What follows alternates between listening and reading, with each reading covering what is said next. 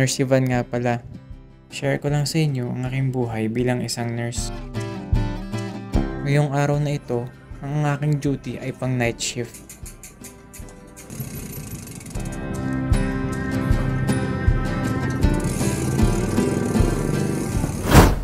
Kapag 6 PM ang aking duty, pinipili ko na lang magbike para mas madaling makasingit sa mga traffic.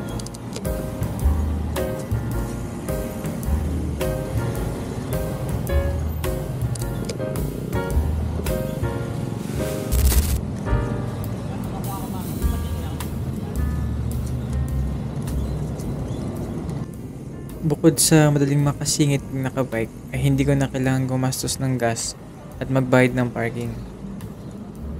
Ang negative side nga lang pag nakabike ay nakakapagod at saka mag-aamoy pawis ka na. Kaya sa mga e-bike companies dyan, baka naman.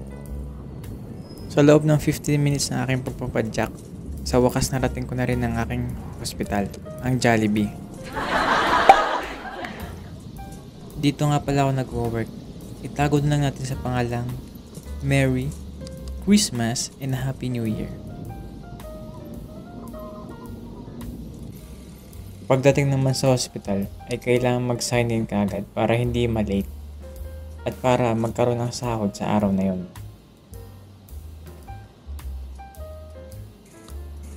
Shoutout na lang sa mga iba pang nagbabike to work sa hospital na ito.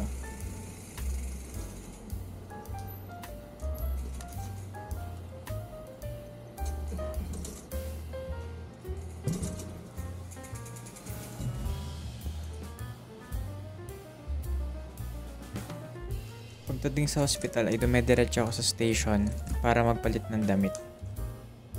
Siyempre, punas ng mga pawis para hindi naman nakakaya sa mga pasyente. At dahil masyado pa ako maaga para mag-receive ng endorsement, ay dumediretso muna ako sa kantin.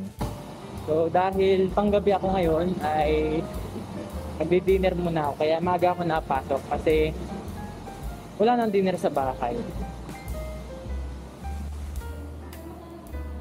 Shoutout nga pala sa Kitchen City para sa masarap na mga pagkain. Baka naman dagdagan ng ulam. Pagsapit naman ng 6 PM ay magaganap ng endorsement. Which is hindi ko na na-videohan. Kaya dumiretso na tayo sa charting.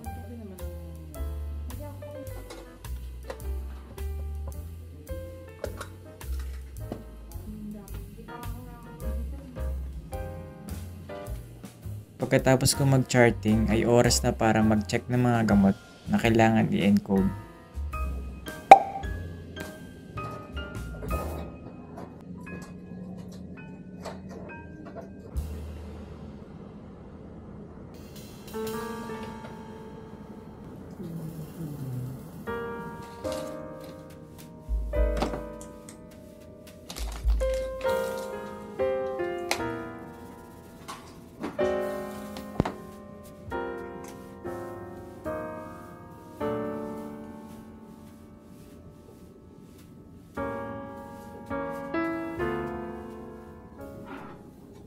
Pagkatapos naman makapag-encode at makapag-prepare ng mga gamot, ay oras na para magbigay ng mga gamot.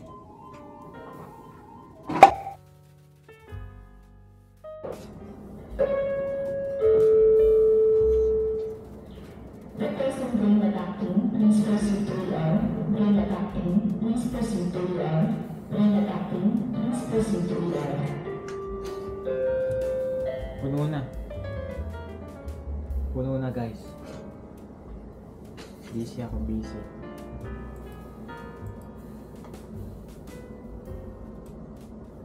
Sads. Pakalipas ng isang mahabang duty, sa wakas nandyan na ang aking ka-endorse. Uy! Ang ino ka. Oh, camera 360 po tayo sa 360. Siyempre, hindi pa rin natin sure kung sino makaka-endorse ko. Kasi baka isa sa kanila, float. Hindi ako na lang ulit. Natututo ka na sa akin, no? Ako na lang ulit. Hindi yun eh. Natututo ka na. Endorse na sa'yo. Pagkatapos naman ng endorsement, ay kakain na ako ng breakfast. Tapos, ikukuha ko na rin ng food si Harvey. Kasi kawawa naman kami mga nurses. Minsan buong araw hindi na kami nakakain sa sobrang busy.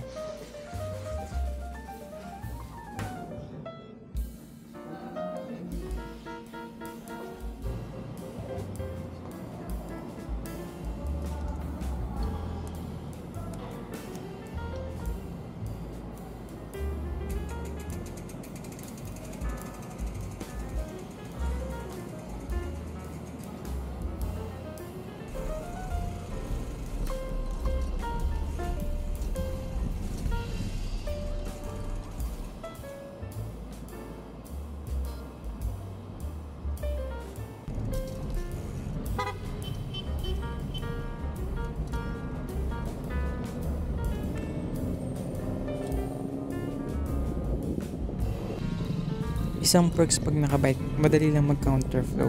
Basta mag-iingat lang.